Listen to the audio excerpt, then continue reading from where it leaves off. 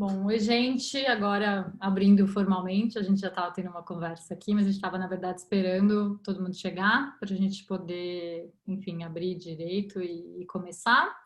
Então, só lembrando todo mundo, né, a gente está aqui hoje numa ação da iniciativa BNDES, Educação Conectada. Esse é o nosso sexto webinário dessa série sobre como implementar estratégias de aprendizagem remota. Então, o nosso tema de hoje é ensino híbrido e o retorno às aulas presenciais.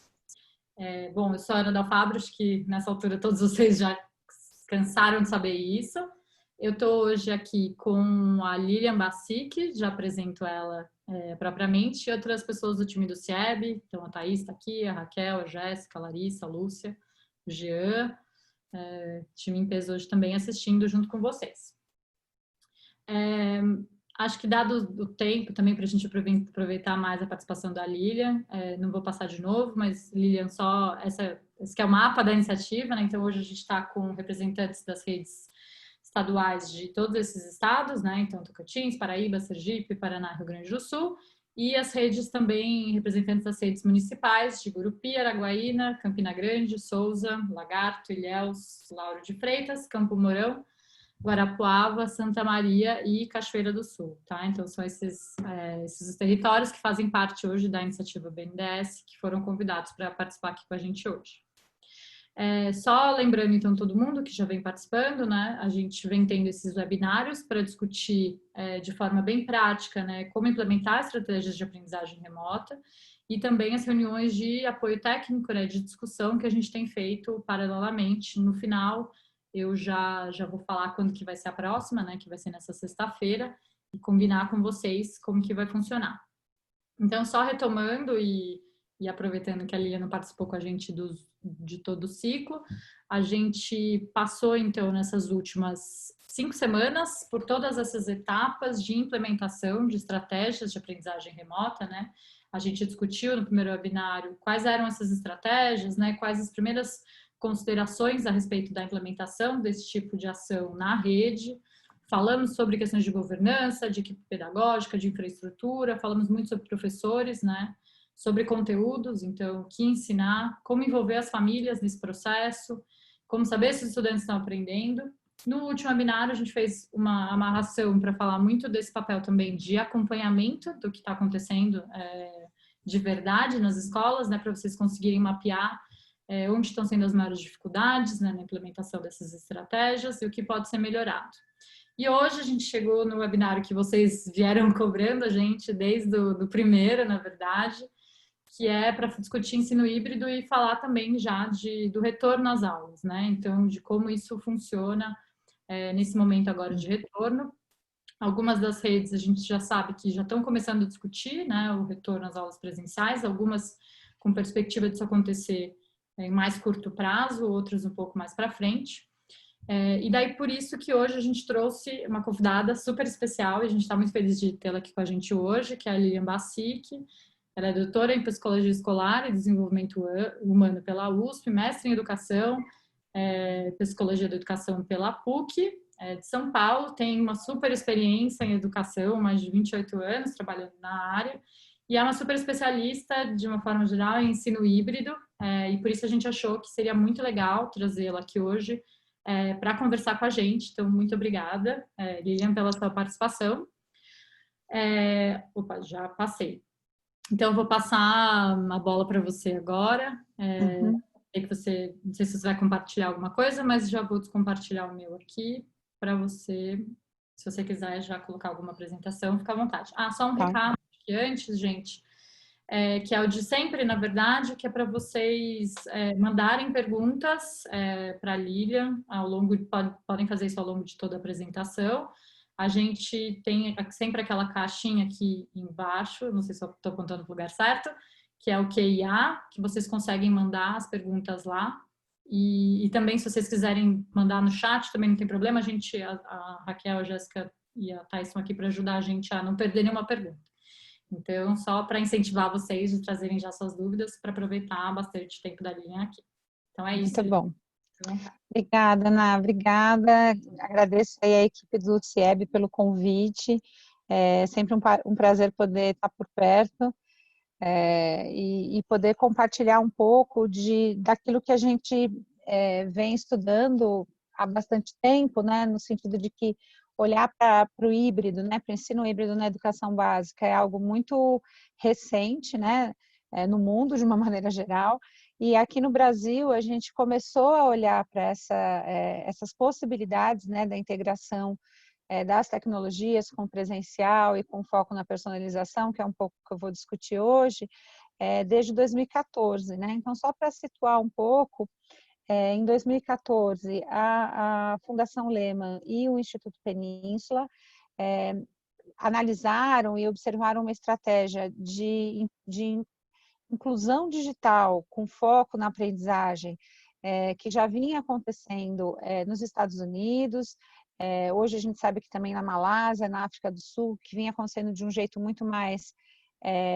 orgânico e muito mais estruturado, e olharam para esse modelo e pensaram em, olha, como é que a gente pode analisar esse modelo e trazer para o país, mas não necessariamente trazer o modelo para o país, né? Porque a gente sabe que cada país tem as suas características, as suas peculiaridades, mas como é que a gente pode aprender com esse modelo e olhar o que faz sentido desse modelo aqui no Brasil. E aí montou-se um grupo de experimentação, então a gente tinha um grupo de professores que envolvia professores da rede pública e da rede privada. Esse grupo de professores era provocado, né? Eu era da equipe de gestão desse grupo, a gente fez um movimento que a gente chama de pesquisação. A gente provocava esse grupo a partir do olhar para os problemas, né? Então, quais são as questões? O que me move aqui? Meus alunos não se sentem engajados, não se sentem motivados, ou a aprendizagem não está caminhando como a gente gostaria. Então, a partir dessas dores, a gente foi desenhando, junto com esse grupo de experimentação, provocações para que eles experimentassem em sala de aula, né? Em sala de aula, física, presencial, né? Então, o nosso olhar logo de cara foi como é que a gente pode implementar uma proposta como essa, mas na sala de aula presencial. Então, a gente nem olhou muito naquela época, né? Não, na verdade, olhou, mas não implementou, né? As possibilidades do remoto, ou de alguns alunos não virem para a escola, né? Então, foi uma experiência muito de prática de sala de aula presencial. Só que todo o material de análise, de consulta, tudo que a gente estudou na época, né? Então, eu fazia parte desse grupo de gestão que provocava esse grupo de professores, tudo que a gente estudou na época era olhando para um híbrido em que alguns alunos não viessem para a escola, né? Como a gente tem nos Estados Unidos, em outros países, a ideia do homeschooling, né? Que é o aluno estudar em casa, e esse modelo de ensino híbrido estava sendo muito interessante, porque o aluno estudava em casa, mas ele não era um ensino à distância. Ele estudava em casa, mas ele vinha para a escola especificamente para algumas situações, que é um pouco do que eu vou discutir com vocês, né? E que hoje a gente vê que é algo bem atual e que vale a pena a gente olhar, tá? Eu assisti o primeiro webinar, né? Quando a Lúcia já fez uma excelente explanação diferenciando, né, o que é ensino remoto, educação à distância, o ensino à distância e o ensino híbrido, né? Então eu não vou retomar esses pontos, porque eu sempre gosto de falar, né, um pouco sobre isso, mas eu acho que já ficou muito claro para todo mundo, né?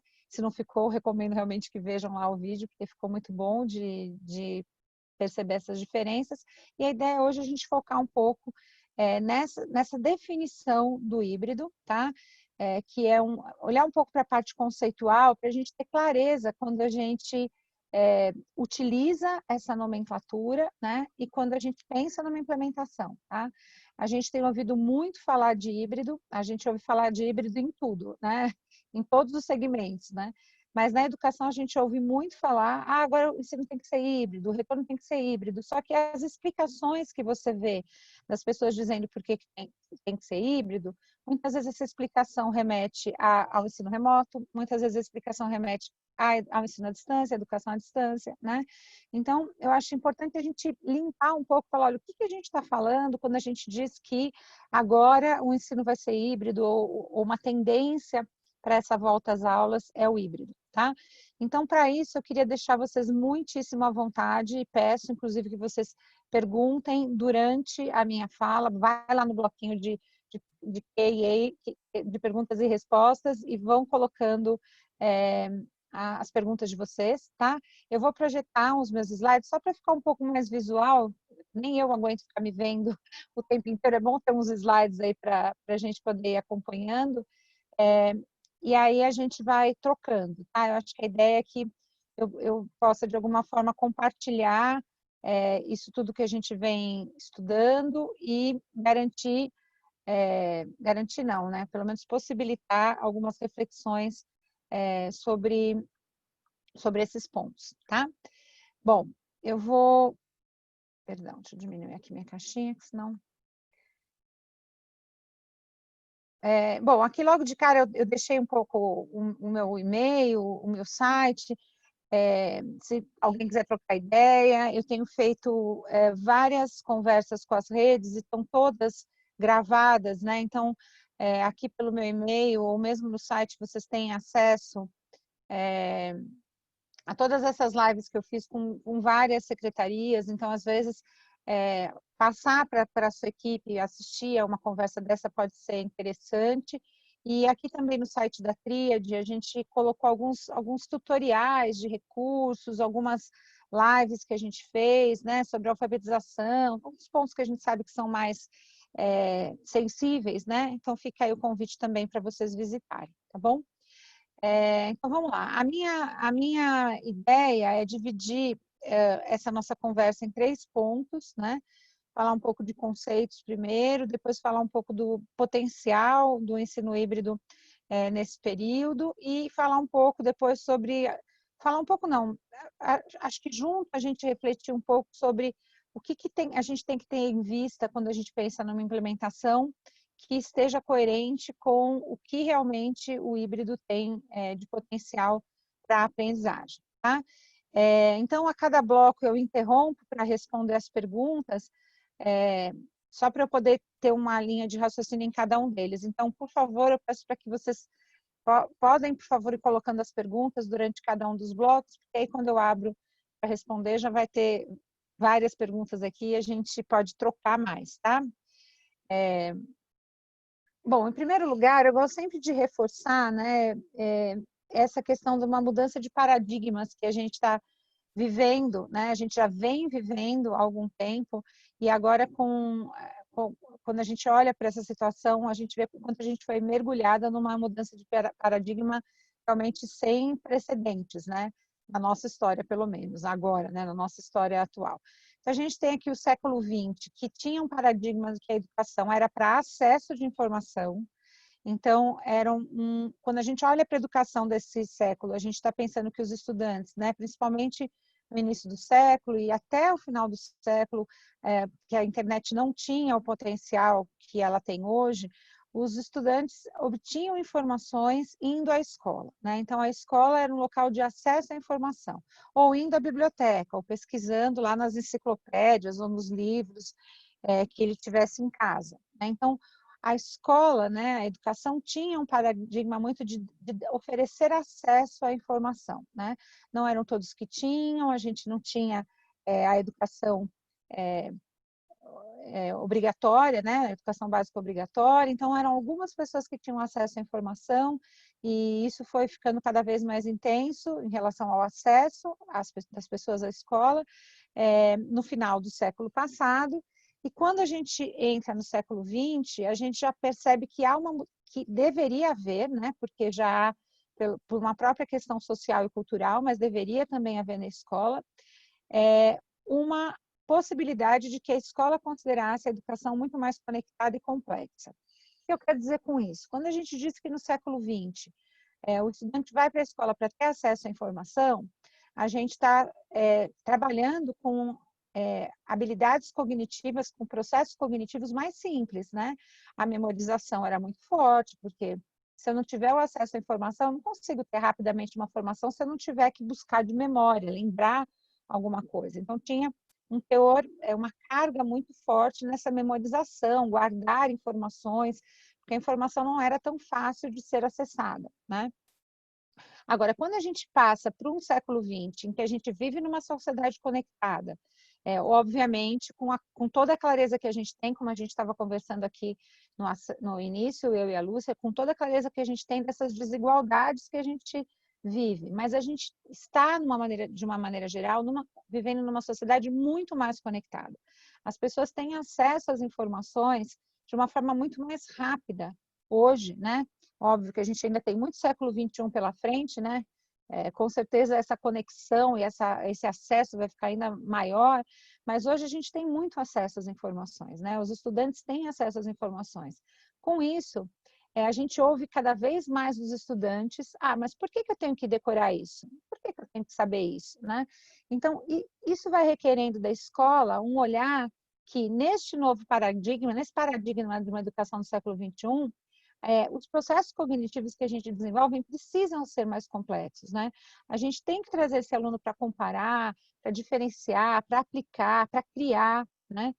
E quando a gente olha para essa mudança de paradigma e olha para os nossos documentos, né? Então olha para a BNCC e vê o que a BNCC traz ali como, olha, a gente tem que pensar numa aprendizagem mais ativa, a gente tem que pensar num aluno que seja mais protagonista. Isso independe do uso dos recursos digitais, tá?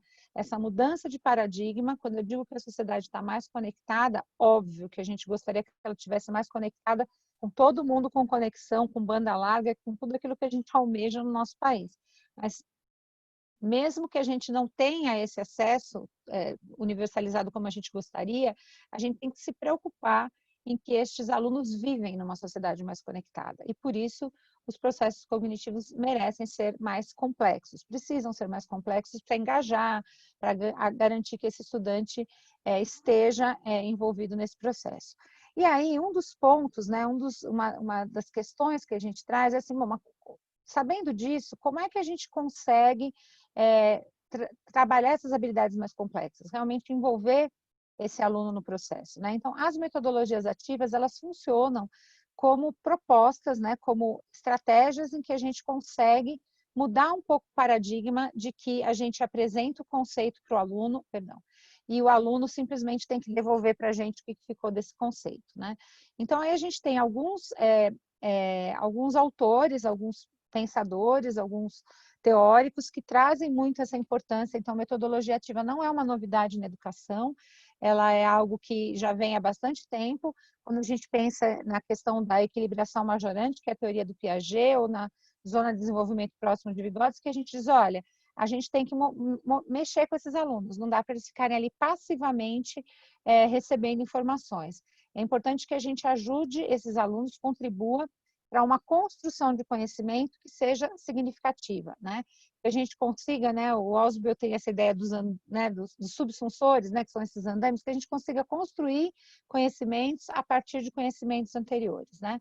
Então, a gente tem teóricos que nos ajudam muito a pensar, e Dewey é um deles, né? Quer dizer, a gente não aprende também, né? Ao mesmo tempo que a gente tem que construir, não é só a experiência da construção, a gente tem que refletir sobre essa experiência. Todos esses pontos que eu estou colocando, eles se conectam com a ideia de ensino híbrido. Então, eu gosto muito de começar falando sobre essas questões, porque não é simplesmente dizer que o ensino híbrido é a tecnologia chegou na escola. Vamos lá dar a nossa aula expositiva com tecnologia, tá? Não é isso.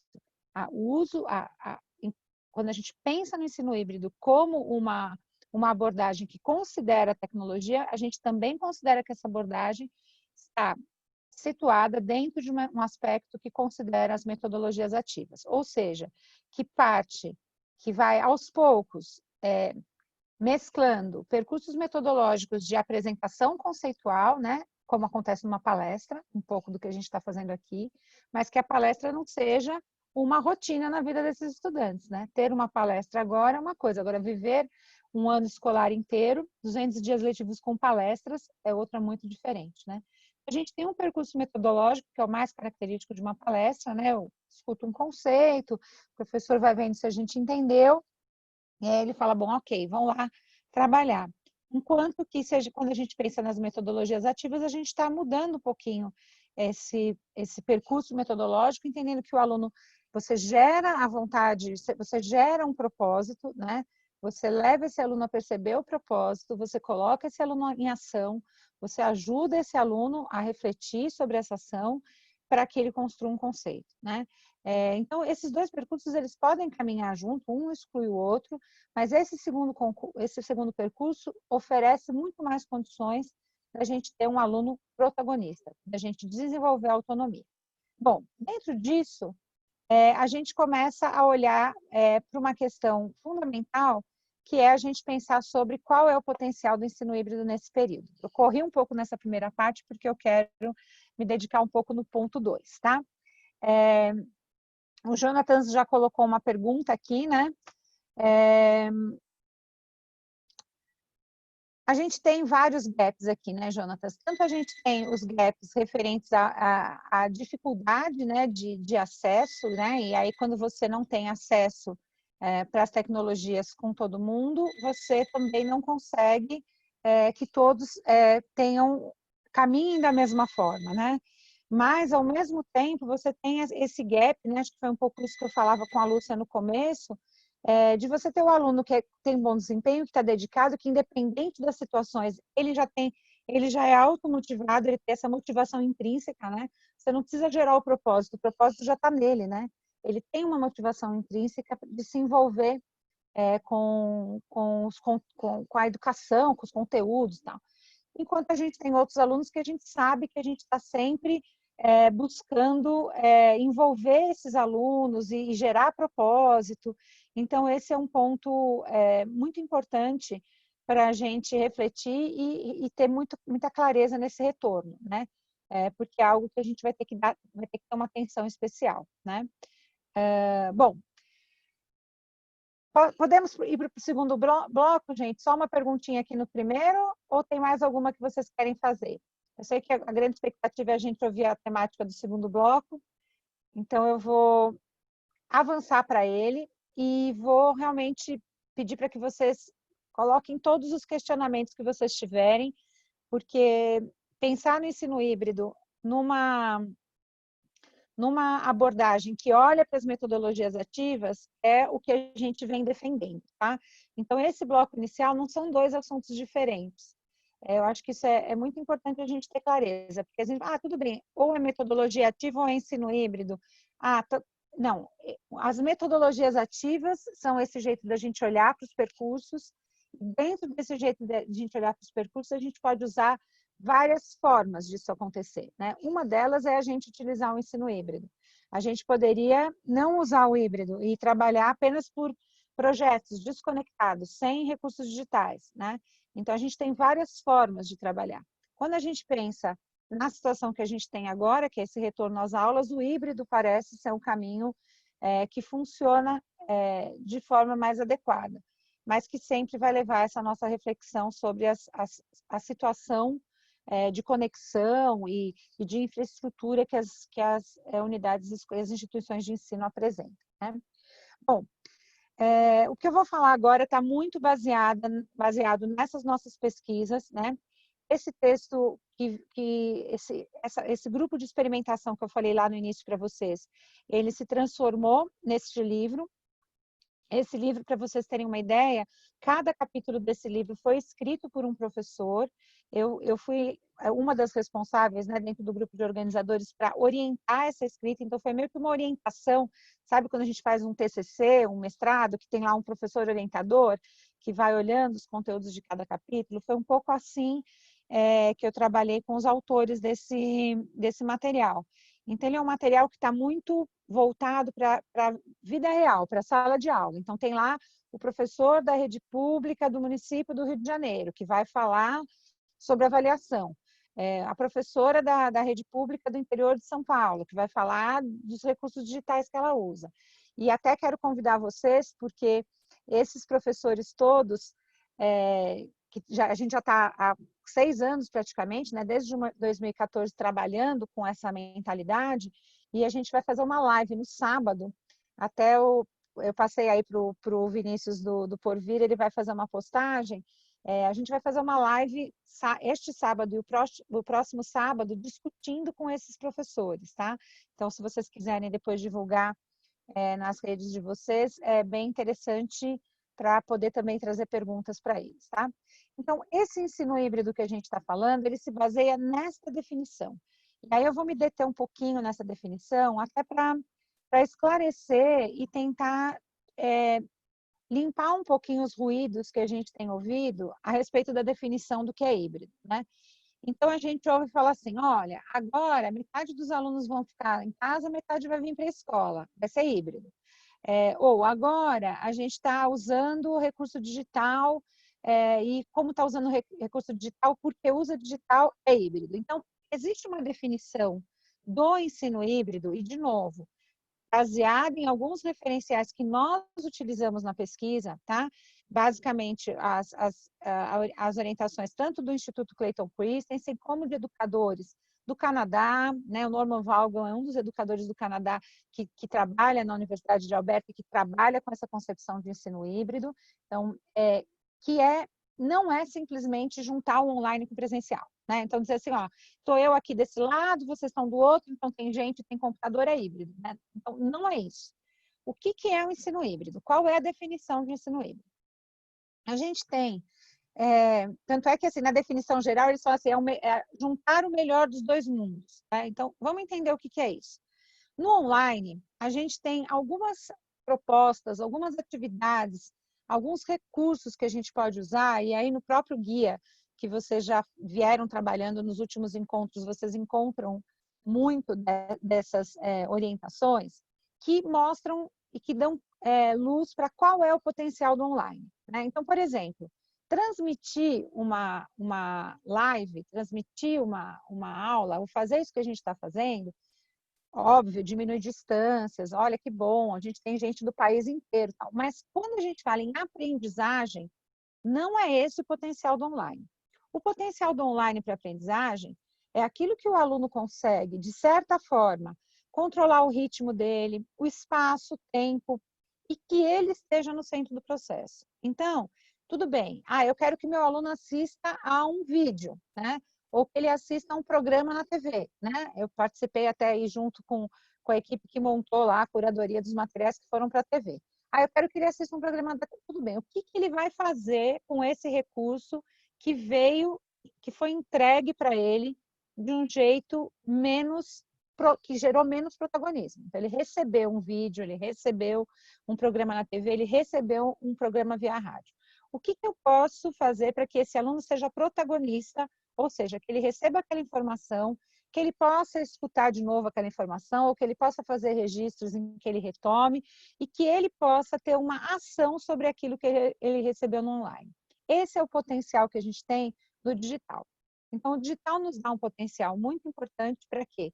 O aluno consiga, de certa forma, controlar o ritmo, o espaço e o tempo.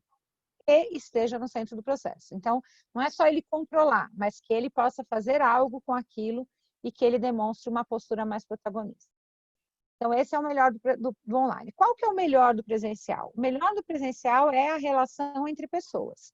Então, você poder conversar com as pessoas, você poder trocar com as pessoas, trabalhar argumentação, trabalhar pensamento crítico, trabalhar responsabilidade, trabalhar empatia, todas aquelas nossas competências gerais da BNCC. Tem muitas delas que eu posso trabalhar no online, mas eu tenho muitas que são potencializadas pelo presencial.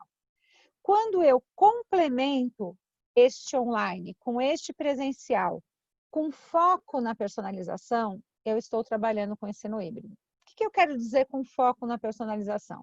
O que meu aluno vai fazer no online, no digital, que eu vou obter informações para melhorar o meu presencial. Então, por exemplo, a gente tem algumas plataformas gratuitas, como a Khan Academy. A Khan Academy é uma plataforma em que o aluno faz algumas atividades, realiza um percurso na área da matemática, na área de português, acho que português está a partir do 3º ano, na área de ciências, e ele vai, de certa forma, vai recolhendo informações sobre esse percurso do aluno. Ele pode estar fazendo ali sozinho, mas a gente vai tendo informações. A máquina, a plataforma digital, é só uma plataforma digital. Quem tem que olhar para esses dados e ajudar a qualificar esta experiência digital é o professor, né? Então, o uso do digital não substitui o papel do professor, não diminui o papel do professor, mas ele complementa o papel do professor. Porque o professor recebe essas informações e ele pode melhorar a aula dele presencial. É óbvio, a gente vai depois pensar um pouco, discutir um pouco essa questão da implementação, a gente tem várias questões, né? Distanciamento, tudo aquilo que a gente sabe, mas essa conexão é o que garante a gente falar de híbrido. Não é fácil a gente pensar nisso, só que o híbrido foi o pano de fundo da minha tese no doutorado e a gente percebe o quanto é difícil a gente reelaborar a cultura escolar. Ou seja, do aluno entender que ele ser mais ativo, ele estar mais protagonista, significa que ele está aprendendo, a família também perceber isso e, às vezes, alguns professores perceberem isso. Porque muitas vezes eles acham que o papel deles é dar aula. Se eles não estão explicando a aula, eles não estão dando aula. Então, mudar essa concepção do que é aula é algo cultural.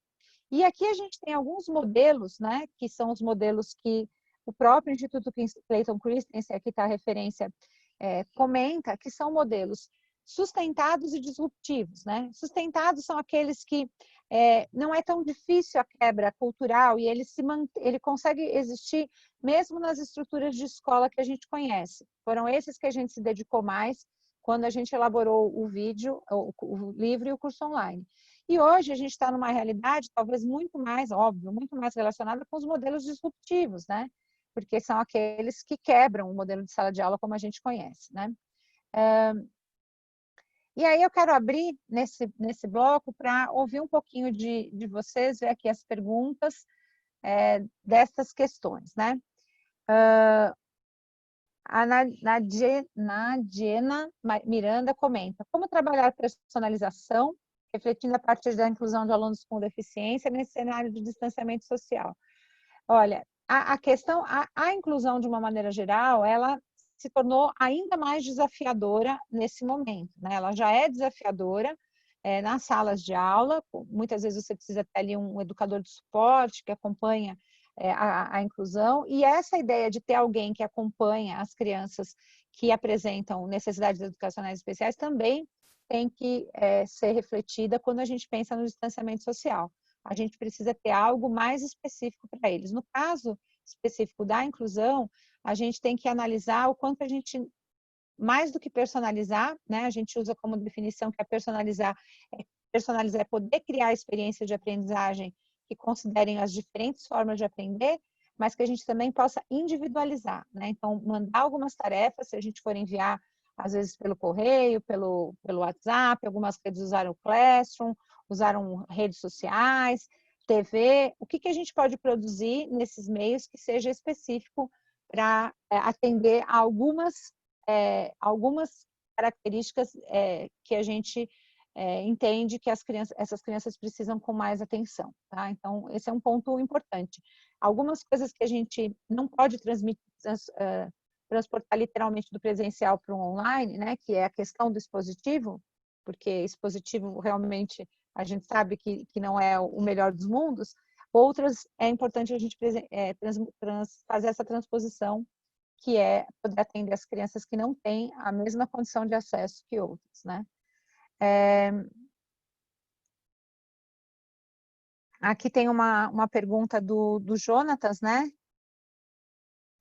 Qual você considera o maior desafio para implementarmos uma educação em que a lógica seja propósito, ação, conceito e não o inverso? Então, esse é um desafio, Jonatas, extremamente cultural, né? Eu estou lendo um material agora muito interessante, e ontem eu fiz uma discussão com uma professora que estudou parte da vida dela fora do Brasil, e ela comenta que ela tem minha idade, ela fala assim, olha, eu tive uma educação nesse fluxo, né? Primeiro o propósito, depois a ação e depois o conceito, desde pequena.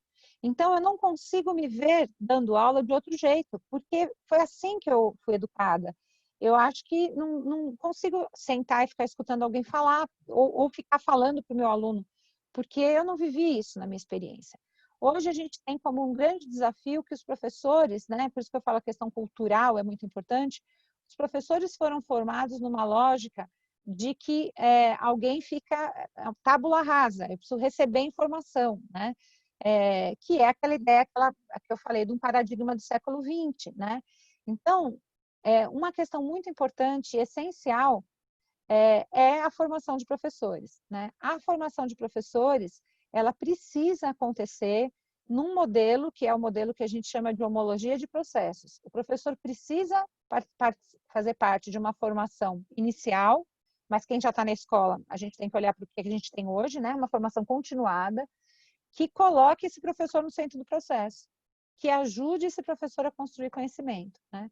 E não uma formação no modelo, o professor ouve 10 palestras e alguém diz, ah, mas como é que ele não implementou? Ele já ouviu 10 palestras, mas o que ele agiu para saber como implementar se ele não vivenciou isso nem na formação dele, né, enquanto vida escolar pela qual ele passou, e nem tampouco na formação pedagógica, porque são poucas as faculdades de formação de professores, né, tanto pedagogia quanto licenciaturas, que têm uma proposta diferenciada de trabalho, né? Muitas vezes são aulas expositivas dizendo que a aula expositiva não é o melhor caminho, né? Então, remodelar a cultura escolar é bastante pertinente, pensando inclusive no que pauta a resolução da CNN do ano passado sobre as competências do professor.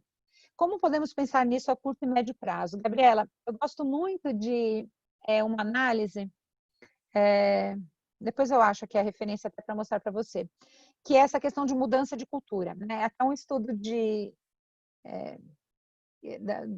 da Toyota, né? Que fala da implementação de uma mudança de cultura quando você pensa que eu tenho que mudar a cultura numa instituição, qualquer que seja, pode ser a instituição escola, instituição escolar, né? A instituição educação, né? Quando a gente fala em mudar uma cultura, você não muda uma cultura dizendo, olha, a cultura a partir de hoje é outra, tá? Mudou tudo. Porque as pessoas que estão envolvidas, cultura, são as pessoas que constroem cultura, né? A cultura é construída pelas relações que as pessoas estabelecem com o que existe ao redor delas, né? Tanto em todos os sentidos, materiais, recursos, né? E socialmente falando. Mudar uma cultura, a gente não muda do dia para a noite. Porém, a gente consegue fazer pequenas mudanças, né? A gente consegue ir implementando mudanças para que essa cultura não seja modificada de cima para baixo, né? Mas ela seja modificada de uma forma orgânica.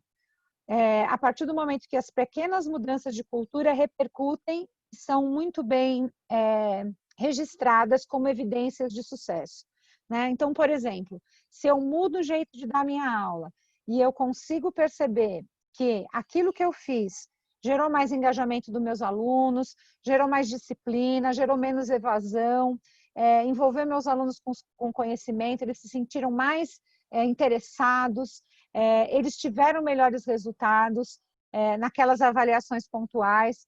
Com estas pequenas mudanças, eu vou conseguindo comunicar que essa mudança de aspectos específicos estão gerando aprendizagem. A gente, na educação, a gente sabe muito bem disso, a gente não tem uma prática de agir a partir dos dados, né? Muitas vezes a gente coleta os dados para falar, olha só o que obtivemos e vamos em frente, né? Então, a gente não pega aqueles dados para entender onde é que está a dor desse dado e o que eu faço com esse dado para mudar e esse dado ficar melhor, né? Então, a gente tem uma certa, e até na própria academia tem mas essa coisa de ficar lidando com dado, é qualitativo, não pode ser quant, né? Então, a educação tem uma dificuldade de lidar com dados, e por isso ela tem uma dificuldade de gerar dados, e de gerar evidências no micro, né? Então, dentro da sala de aula, como é que um professor consegue gerar evidências de que os alunos dele estão aprendendo? E como é que essas evidências ajudam a mostrar que daquele jeito funcionou ou não funcionou, né? Então, eu vejo esses dois pontos, tá, Gabriela? Primeiro, pensar em pequenas ações e depois pensar em como é que eu documento isso para garantir que este impacto pode ser compartilhado com mais pessoas, né? Então, quando a gente fala em híbrido, né, a gente está considerando que o híbrido envolve o digital. Então, por definição, né? Essa definição do ensino híbrido é ensino online e presencial. Agora, quando a gente fez o estudo do híbrido aqui no Brasil, a gente tinha escolas em que os alunos tinham recursos digitais em casa e escolas em que os alunos não tinham recursos digitais em casa. Só que a cultura digital, né, ela está lá, ela é uma competência geral da BNCC. A gente sabe o quanto o CIEB está muito envolvido nesse estudo do impacto, da importância da gente trabalhar a cultura digital na escola, né? Em todos os sentidos, né? Professores, alunos, instituição. Então, se o aluno não tem o acesso digital em casa, talvez a escola pode ser esse espaço, né? Então, por exemplo, o aluno vai voltar presencialmente, de repente ele pode ter acesso a recursos digitais, né? Quando eu tenho que organizar, né, em diferentes salas, ele pode ter acesso ao digital para trabalhar essa cultura digital e, às vezes, para otimizar o contato do aluno com o conhecimento, lembra que eu falei de um jeito protagonista, de um jeito que faça sentido, sabendo que a gente talvez não tenha todos os professores que irão poder retornar para um presencial, né, logo de cara, por serem grupo de risco e tudo aquilo. Então, utilizar a tecnologia como suporte também pode acontecer no presencial, né? Então, eu acho que isso é um ponto importante, Janine, da gente ter em mente, tá? Quando a gente fala em rotação por estações, são alguns modelos, o CIEB tem toda uma produção aí de vídeos falando de cada um desses modelos, eu talvez nem vou me estender tanto neles aqui, porque também, né, pude estar por perto e acompanhar um pouco a produção deles, tá muito claro. A gente pode ter uso do digital dentro do espaço escolar, né? Então, mas eu só tenho um computador, né? Tem escolas da rede pública aqui de São Paulo que tinham uma sala em que tinha 2 computadores e sem acesso à internet, não dava para fazer nada online. Esses professores baixavam coisas para os computadores para poder trabalhar offline, mas para dar condições de trabalhar essa perspectiva da cultura digital, né? Que eu acho que respondeu a outra pergunta, né, da Janine mesmo. O que você considera que são os principais desafios para a escola pública trabalhar no ensino híbrido? Tendemos, talvez, a considerar que a questão central é equipamento. E assim, eu não tenho dúvidas que a questão essencial, óbvio, se tiver equipamento é melhor, sem dúvida, se tiver infraestrutura, rede, tudo isso é óbvio, a qualidade que você pode conseguir é muito maior. Porém, existe uma questão muito mais séria, que é esse trabalho com essa cultura escolar, que considera que o ensino híbrido tem que estar inserido no bojo das metodologias ativas, que considera que o ensino híbrido, ou aprendizagem baseada em projetos, ou qualquer outro jeito de trabalhar, né, esse percurso metodológico mais que coloca o aluno no centro, isso tem que estar como foco, isso tem que ser como foco, porque o que pode acontecer? E eu já vi muito isso acontecer. Olha, a minha escola utiliza ensino híbrido, eu levo meus alunos, eu ponho ali um vídeo na internet, a gente passa o vídeo para todo mundo e todo mundo assiste esse vídeo, aí é híbrida, a escola ficou híbrida, porque eu mandei todo mundo assistir aquele vídeo e depois a gente continuou fazendo lá o trabalho no livro didático, no material que a gente tinha ali na escola. Então, isso não é híbrido, isso não é uma metodologia ativa, é só uma aula enriquecida por tecnologia. Eu botei um vídeo para passar para os alunos, enriqueci, ficou melhor do que se não fosse um vídeo, mas não é o que a gente chama de ensino híbrido, tá? Então, diferenciar o que é uma aula enriquecida por tecnologia e o que é ensino híbrido é algo muito importante. Então, por exemplo, eu dei um joguinho para o meu aluno fazer, eu falo para ele entrar ali, ele faz um joguinho, joga aquele joguinho, ele adora, porque é muito divertido, ele fica engajado, motivado. Estou fazendo ensino híbrido. Não está. Se ele jogou um joguinho por jogar um joguinho, e esse joguinho não trouxe nada de informações ou de uma reflexão, de uma construção de um conceito, foi só um joguinho, né? Então, essas discussões envolvem muito esse aspecto cultural, né? Sem dúvida, Maria do Carmo. Maria do Carmo, a formação continuada precisa envolver o aprendizado das tecnologias digitais, mas é preciso rever os currículos. Eu com certeza concordo com isso.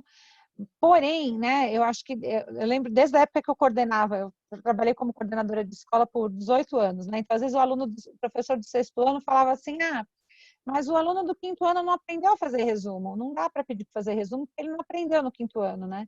E aí eu dizia, tudo bem, ele não aprendeu, mas ele é seu aluno do 6º ano, você vai fazer o quê agora?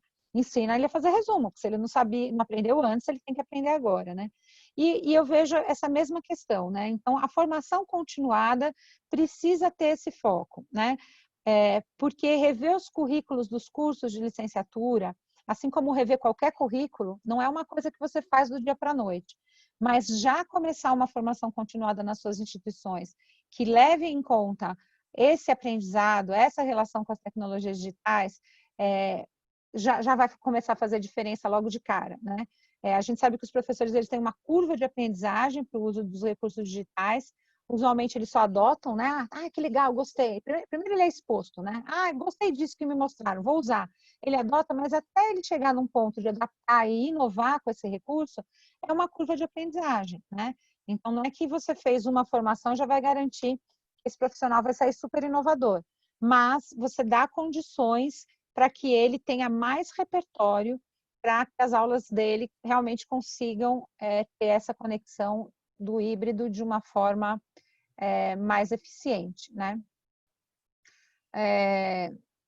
Então, Simone, a gente começa a pensar, né, na arte, na educação física, né? Eu acho que são componentes curriculares ali que vão fazendo parte da área, né? Estão na área de linguagens, mas que vão levando a gente a pensar em como é que a gente transforma esse coletivo, a gente mantém esse coletivo, mesmo que a gente não consiga, por exemplo, volta às aulas. Eu tenho ali metade dos meus alunos na sala de aula. Eu vou fazer o quê? Vou gastar esse tempo fazendo uma aula expositiva ou eu vou gastar esse tempo fazendo uma produção coletiva, né? Veja que a gente consegue pensar nesse coletivo, mesmo que não seja um sentadinho do lado do outro, que é o que a gente não vai poder fazer agora, né? Então, seminários socráticos, o aluno conseguiu antes, né? Eu percebi que na minha rede tinha lá um canal de TV que estava passando tal e tal coisa, eu pedi para esse aluno entrar em contato com esses dados, me responder um formulário que eu mandei lá pelo WhatsApp, a partir do que ele assistiu ou a partir do que ele leu. E a partir desse formulário, eu posso até criar um formulário mais gamificado, eu peguei informações. Quando o aluno veio para a sala de aula, a partir dessas informações, eu trabalho uma aula com o seminário socrático, que é aquilo de você debater, de cada um ter que trazer um argumento, e você utilizar esse presencial para complementar e para fazer essa conexão com o online, né? Gente, eu vou avançar para o próximo ponto,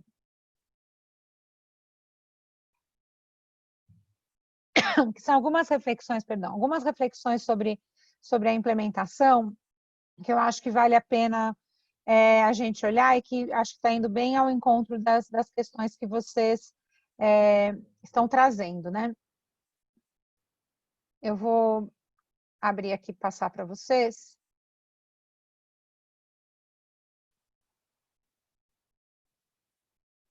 Peraí, deixa eu fechar aqui e fazer uma coisa por vez. Então, vamos lá. O terceiro ponto é a gente pensar um pouco sobre essas reflexões para a implementação, né? Então, existem alguns modelos, perdão, nesse aqui. Existem alguns modelos que funcionam melhor do que outros, né? Então, quando a gente fala no ensino híbrido, por exemplo, na ideia de rotação por estações, você consegue pensar numa rotação por estações que você já começa, né, para as redes que ainda não retornaram, você pode começar a pensar em um exercício para essa rotação no retorno, que é usar uma aula síncrona, de repente, para isso, né? Mas vejam, não é essa a definição do híbrido, tá? É só realmente para a gente pensar nessa transição, né? Da gente sair de um ensino remoto e passar para um ensino híbrido, né? Então, às vezes, ajudar esse professor a exercitar esse momento dele na aula síncrona, que se assemelhe com uma aula presencial, né? Que seja mais voltada a uma construção coletiva, a um debate, pode ajudar esse professor a refletir sobre esse retorno. Então, por exemplo, eu não tenho computador na casa dos alunos, né? Eu não tenho como fazer isso, mas de repente eu posso utilizar, quando eles retornarem, uma turma utilizar os computadores da escola, o que eu tiver de computador da escola, para trabalhar o digital. Enquanto outra parte da turma está ali trabalhando com o professor em algo desconectado, né? Justamente usando as informações, usando esses dados nesta aula ou usando os dados de aulas anteriores nessa aula presencial. E a colaboração entre pares, ela pode acontecer de diferentes formatos, né? Ela pode até acontecer via uso remoto, né? Então, de repente, você tem lá alguns alunos que estão trabalhando, utilizando ali o WhatsApp e fazendo um trabalho na casa deles, mas que envolve a colaboração entre pares. Então, no modelo de rotação por estações, a gente consegue criar essas experiências em que os alunos circulem por elas e consigam e o professor consiga complementar o online com o presencial. Um dos recursos, né, que pode ser muito utilizado e que aqui esse recurso se conecta com outras abordagens disruptivas, né, é a sala de aula invertida. Na sala de aula invertida, o aluno em casa ou mesmo na escola, onde tem um espaço para computadores, ele entra em contato com esse conteúdo online. De novo, e repetindo sempre, não para ficar recebendo, mas para poder ter uma postura mais ativa. E o momento presencial, ele é um momento para atividades, para projetos e para um trabalho mediado pelo professor que conecte aquilo que o aluno viu em casa com o que ele vai fazer ali presencialmente. De novo, eu tenho essa reflexão. Quem sabe, se em algum local vocês estão com aula síncrona, se esse professor já pode começar a fazer essa experiência do que seria essa relação mais ativa no contato com as pessoas, né? Para depois ele ter mais tranquilidade para levar para o presencial. Essas abordagens se conectam, por exemplo, com o virtual aprimorado, que é um dos modelos que eu coloquei aqui, que é esse 4, tá? No virtual aprimorado, o aluno vem para a escola uma vez por semana. Tudo que ele faz durante a semana são roteiros que o professor entrega para esse aluno e esse aluno vai acompanhando esses roteiros, fazendo no tempo dele. Aí, de novo, de todos aqueles jeitos que vocês já viram, é impresso, é pela TV, é pelo rádio, é pela tecnologia, do jeito que der. Ele faz esses roteiros e uma vez por semana ele vem e um professor ele vai ser como se fosse o tutor daquele aluno, né? Esse professor vai ter uma ação muito mais transdisciplinar até, né? Porque, vamos supor, é o professor de matemática que vai atender aquele aluno naquela semana, ele até pode dar um foco maior para matemática, mas ele vai olhar também e vai verificar como é que o aluno vai coletar dados, lembra essa ideia de poder coletar dados e olhar para os dados de como é que o aluno teve o desempenho nas demais disciplinas. De repente, naquele dia que o aluno vem para a escola, ele tem contato com 2 ou 3 professores, né? Então, nesse modelo, o aluno vai para a escola uma vez por semana, no modelo 4. E em casa, ele faz aquilo que a gente viu na sala de aula invertida.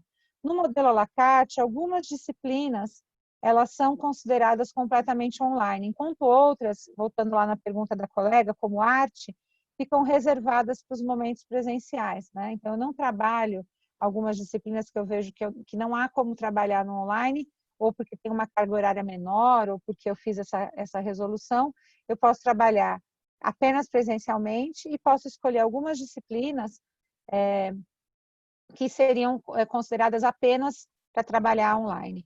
Para isso, muito importante a gente olhar e ter clareza em quais são as habilidades, as aprendizagens essenciais, né? A gente fez agora com o Reúna, trabalhamos com o Reúna na tríade com os mapas de foco, com a BNCC. A BNCC comentada a gente utilizou como, que eu também trabalhei nela, a gente utilizou como insumo para pensar não é mapas de foco, esqueci agora como é que a gente chamou no ensino médio, que é também você selecionar quais são as aprendizagens essenciais. Então, você tem os mapas de foco desde os anos iniciais, indicando o que é essencial trabalhar com os alunos, né? O que a gente já tem como característica, eu gosto muito desse documento, né? Não sei se o pessoal do CIEB tem contato com ele, eu gosto muito desse documento, eu participei da parte do Brasil dele, que é a gente olhar assim, quais são os obstáculos e as oportunidades para a gente trabalhar com o Blended Learning, que é o ensino híbrido, né? em alguns lugares. Então, essa pesquisa foi feita com o Clayton Christensen, envolvendo Brasil, Malásia e África do Sul.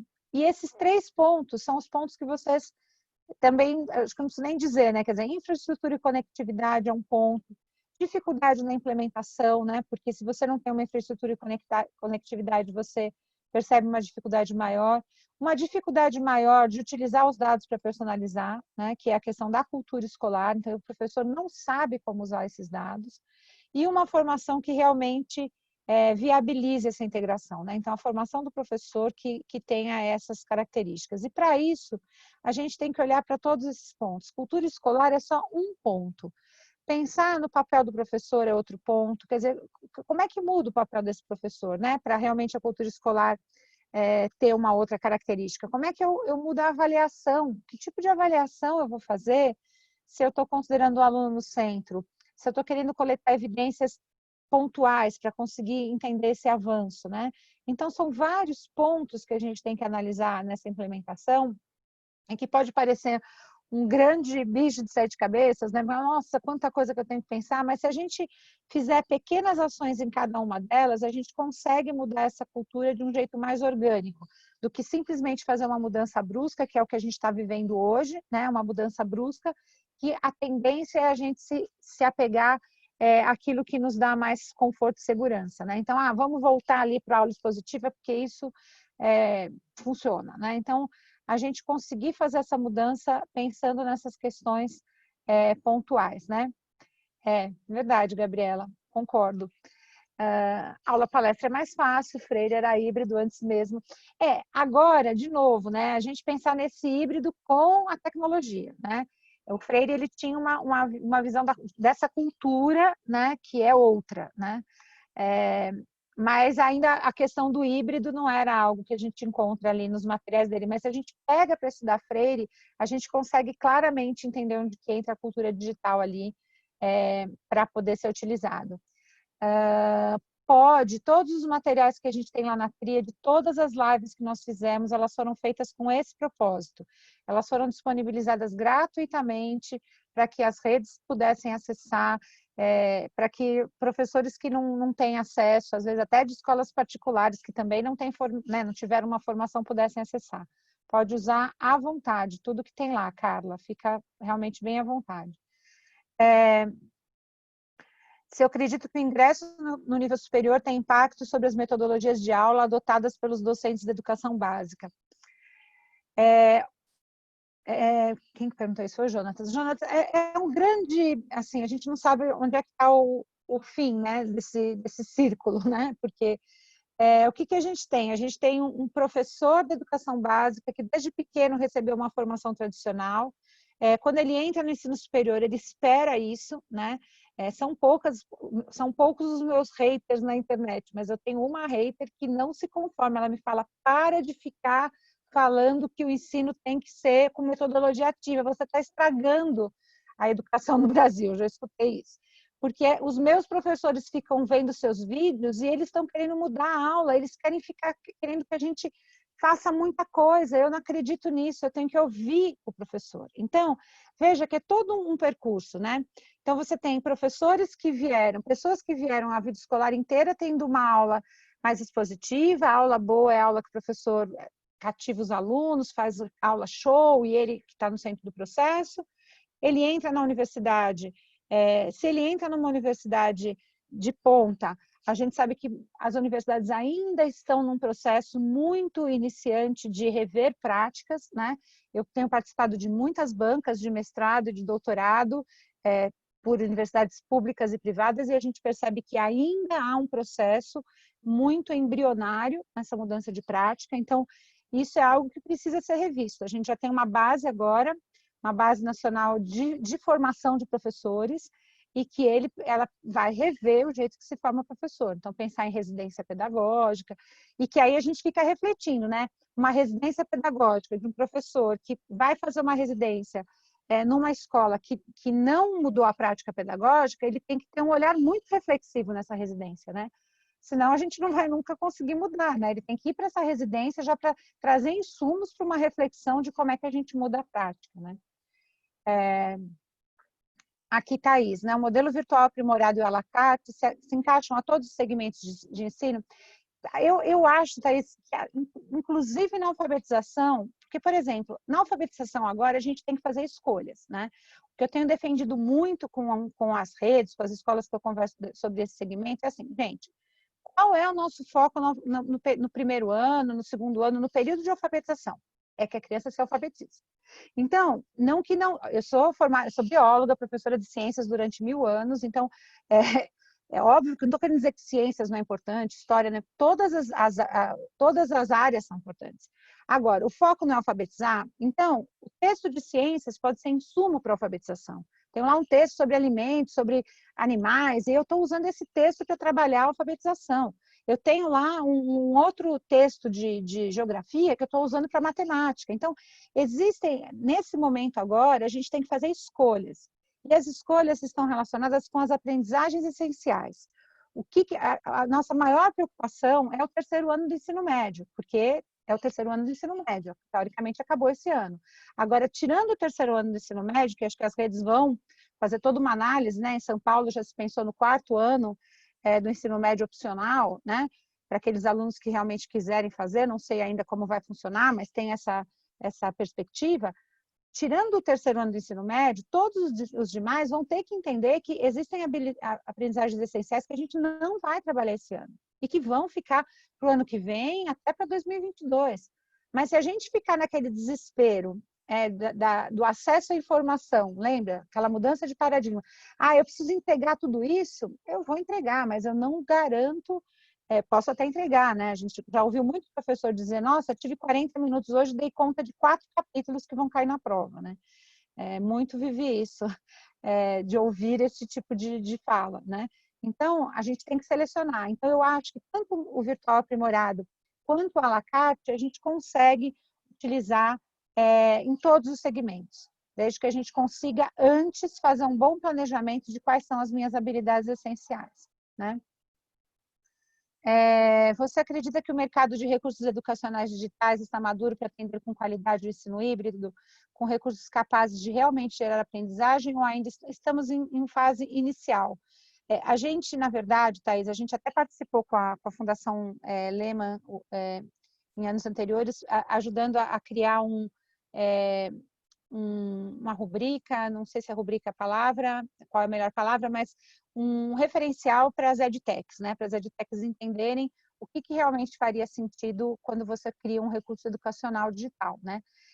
E isso para a gente é um grande desafio, porque assim, professor tem pouca habilidade com tecnologia, não é? A gente já tem isso como experiência, a gente está trabalhando cultura digital desse professor. Então, quem são os desenvolvedores, muitas vezes, desses recursos educacionais, não são pessoas que são da área de educação. Então, às vezes, são sugestões incríveis, muito interessantes, mas que quando você olha, você fala, ok, mas é só entrega, não está olhando para o protagonismo. Então, quanto mais o mercado de recursos educacionais se associar, né, a profissionais ou a um estudo mais aprofundado na área da educação, mais a gente vai conseguir atender, né? A gente tem pouquíssimos exemplos de recursos no mercado que realmente atendem com qualidade, infelizmente, infelizmente. Gente, eu me empolgo demais, olha que horas são, eu não sei se eu estourei todos os horários aí de vocês. Me fala, Ana, o que eu fiz aqui. Oi, Lilia. Tem mais, assim, em tese, sim, mas a gente, acho que está todo mundo aqui, se quiser continuar mais um pouco, não tem problema, pode... Tá. Não, eu acho que assim, eu só quero mostrar aqui os slides finais para colocar essas referências, né? Alguém comentou lá da Tríade, eu acho que alguém já deve ter olhado por ali, né? As nossas produções, então eu vou compartilhar aqui com vocês e aí deixar mais uns 5 minutinhos para as perguntas. Por mim, é só o meu almoço que eu não vou almoçar, mas eu estou super à disposição. É até bom, né? Porque a gente come tanto nesse período.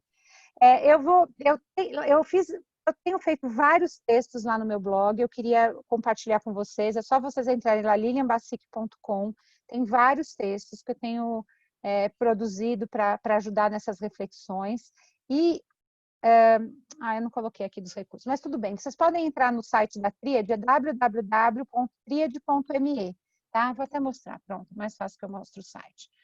Tá vendo? A vantagem do digital. Eu ia falar, ai, gente, não tá aqui, ó. Se vocês entrarem no site da Tríade, o que a gente fez aqui? Está super à disposição de vocês. A gente fez uma lista de tutoriais de recursos digitais, né? Mas não tutoriais, eu quero até comentar um pouco. São tutoriais com viés pedagógico. Então, por exemplo, a gente não fala, o Padlet a gente usa assim. A gente fala, como é que a gente usa o Padlet para colocar o aluno no centro do processo. Então, a gente faz um tutorial, mas já trazendo um pouco desse olhar do que a gente pode fazer com o recurso. Tá? Então, tem vários aqui. Cada vez que a gente aprende um novo, o Leandro, que é meu sócio, já vai lá e já cria um tutorial, esse Loom, por exemplo, que é muito legal também. A gente vai descobrindo e vai colocando aqui. E aqui na videoteca, a gente fez várias lives com professores, né? Então, tem essas rodas de conversa foram feitas com professores, contando, eu fiz isso com os meus alunos, eu fiz aquilo. A gente está com uma sequência de lives agora para professores da rede pública, esses primeiros são só da rede privada, então peço desculpas, mas a gente sempre vai tentando dizer, como é que a gente adapta esse recurso. Tem uma live aqui que a gente fez sobre avaliação, tá? Essa daqui fui eu e Leandro, vocês fiquem super à vontade para colocar lá o link para os seus professores assistirem. Aqui também a gente fez com a Mazé só sobre alfabetização. Um sobre tecnologia digital com a Ana Paula Gaspar, que também é conhecida aí do pessoal do CIEB. A gente fez um sobre educação infantil com a Bia Ferraz, né, que também é uma referência, sobre ensino superior, se tiver alguém aí que também atua nesse segmento, e sobre recursos digitais. Então, a gente fez assim, tem um vídeo meu aqui, que é uma palestra inteira sobre ensino híbrido, então também fica à disposição, e por aí vai, tem outras coisas. Podem ficar muito à vontade para compartilhar com as redes de vocês, a intenção mesmo fizemos com a intenção de contribuir com vocês. Esses vídeos de domínio público, esses vídeos estão no YouTube, então a única coisa que a gente pede é que eles não sejam editados, né? Mesmo porque os nossos convidados foram todos convidados sabendo que estavam fazendo uma live no YouTube, tá? Então, se vocês quiserem colocar, quando você coloca a referência, né? Assista esse material disponível né? E coloca o link, as pessoas podem assistir. O que não pode editar, transformar em curso ou fazer esse tipo de coisa, porque eu não tenho nenhuma autorização dessas pessoas, e nem a gente também faz de cessão de direitos autorais, tá? Mas colocar o link, compartilhar com os professores, não tem problema nenhum, tá? Deixa eu ver se tem mais gente. Que bom, Janine, fico feliz. Agora. Gente, temos mais perguntas? Acho que a hora é agora. Aproveitem. Eu nem olhei aqui, eu fiquei só eu não vi se no chat tinha alguma pergunta. Posso fazer um comentário, Lilian? Claro. Super obrigada, acho que foi ótimo a gente olhar. E só para trazer um pouquinho, gente, no contexto da iniciativa, lembrando que a iniciativa começou com a ideia de uso de tecnologia na escola, né, no ambiente da escola, como é que a gente promovia mais. E agora o Covid trouxe essa situação do remoto. Então, o que a gente está tentando dar para vocês e ajudá-los é entender que a tecnologia pode ser uma aliada, sim, também nessas estratégias de ensino remoto, e que mesmo depois que a gente volte presencial, usar a tecnologia para esses modelos híbridos enriquece e amplia as experiências de aprendizagem dos alunos, né?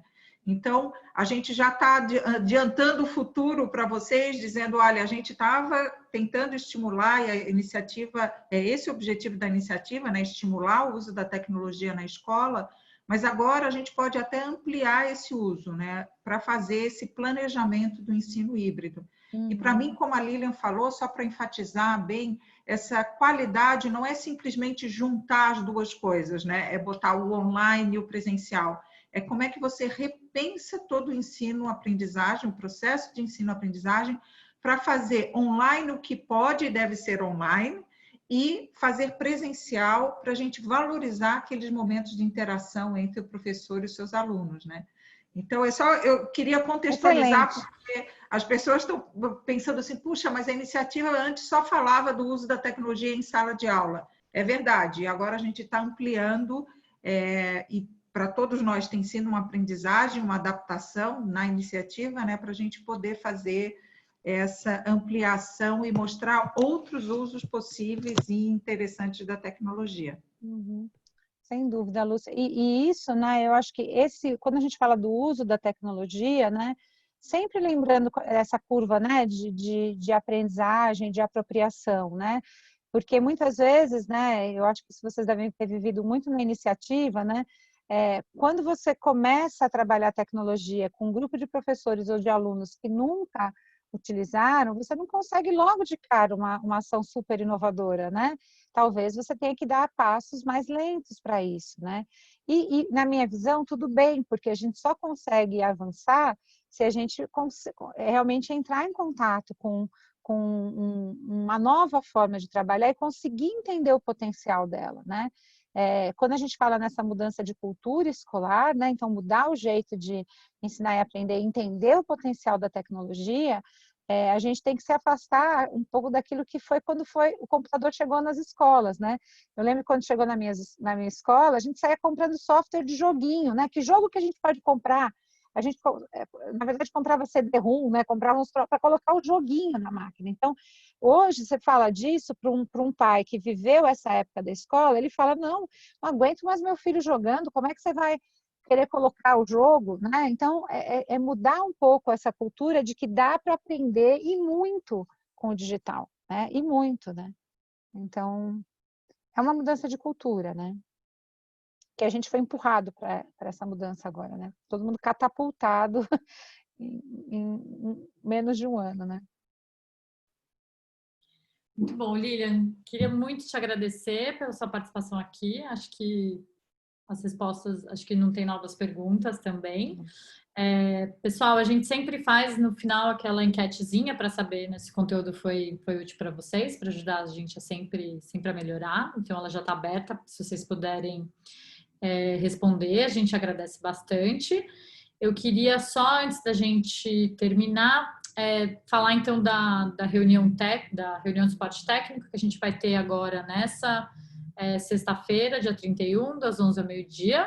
Então, esse horário a gente abriu para 30 vagas, né? Então, para vocês conseguirem falar, à medida que for surgindo mais demanda também, a gente vai abrindo novos horários para essas reuniões de dúvidas e de suporte técnico para vocês, né? Opa, passei.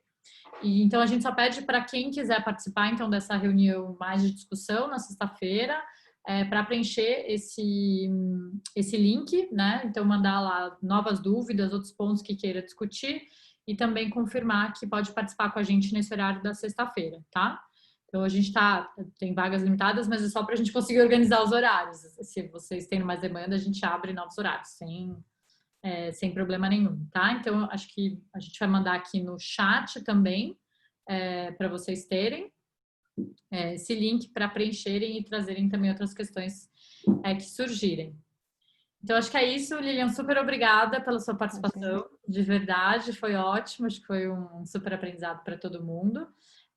E eu acho que agora o grande desafio aqui é a gente conseguir fazer isso, né, em todas as redes e pensar dentro dos projetos territoriais de vocês e de toda a construção dos projetos dentro da iniciativa, como que a gente faz isso funcionar da melhor forma, né? Dentro dessa linha que a Lúcia disse, dessa expansão, da gente não só pensar na sala de aula, né, na tecnologia dentro da sala de aula, mas também agora nesse contexto em casa. Então, super obrigada. A gente continua conversando sobre esse tema na reunião, então, de sexta-feira e também as pessoas das secretarias que participam mais ativamente, né, dos grupos de trabalho da iniciativa, a gente também continua com esse tema nas reuniões técnicas que a gente já tem marcadas, certo? Então, Obrigada, gente. Eu que Obrigada agradeço. pela participação de todo mundo. Um abraço. Todo mundo.